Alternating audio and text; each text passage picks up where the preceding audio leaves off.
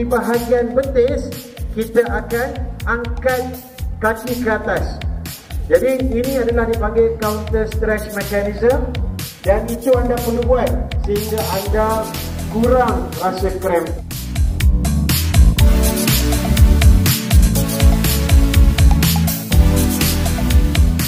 Saya harap semua ahli rumah topeng berjaya mendapat 3 markah untuk hari ini.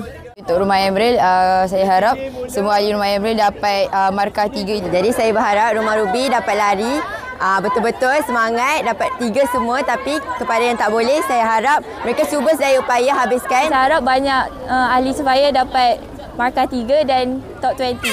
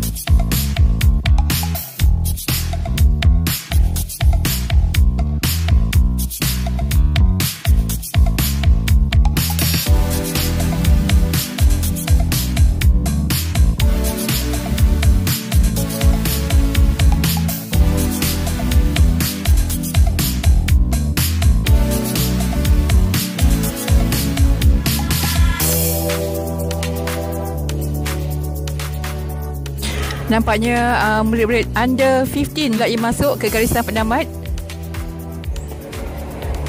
Penuh semangat dengan diiringi oleh semangat daripada rakan-rakan dan juga guru-guru ya.